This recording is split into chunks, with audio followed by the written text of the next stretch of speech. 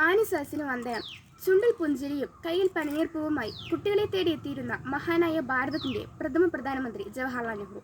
നെഹ്റുവിന്റെ സ്മരണാർത്ഥമാണ് ഭാരതമെമ്പാടും ശിശുദിനമായി ആഘോഷിക്കുന്നത്. നവംബർ 14 തീയതി വർണ്ണശബളമായ പരിപാടികളോടെ നാം ശിശുദിനം ആഘോഷിക്കുന്നത് ഈ പശ്ചാത്തലത്തിലാണ്. കുട്ടികളെ ഏറെ സ്നേഹിച്ചിരുന്ന വ്യക്തിയായിരുന്നു അദ്ദേഹം.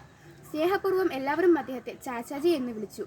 കുട്ടികൾക്ക് കൂടുതൽ സ്നേഹം നൽകേണ്ടതിന്റെ കരുതലും അടുപ്പവും പകരേണ്ടതിന്റെ പ്രാധാന്യത്തെക്കുറിച്ച് ഓർമ്മിപ്പിക്കുക കൂടിയാണ് ഈ ദിനം. ഇന്നത്തെ കുട്ടികളാണ് നാളത്തെ ഇന്ത്യയെ രൂപപ്പെടുത്തുക. നമ്മൾ അവരെ വളർത്തുന്ന രീതിയാണ് രാജ്യത്തിന്റെ ഭാവിയെ നിർണ്ണയിക്കുക എന്ന് പറഞ്ഞത് നെഹ്റുവാണ്. ലോകത്തുള്ള പല മഹാന്മാരും കുട്ടികളുടെ സന്തോഷത്തിൽ പങ്കുചേർന്നിട്ടുള്ളവരാണ്. അവരിൽ മുൻപന്തിയിൽ നിൽക്കുന്ന ആളാണ് നെഹ്റു.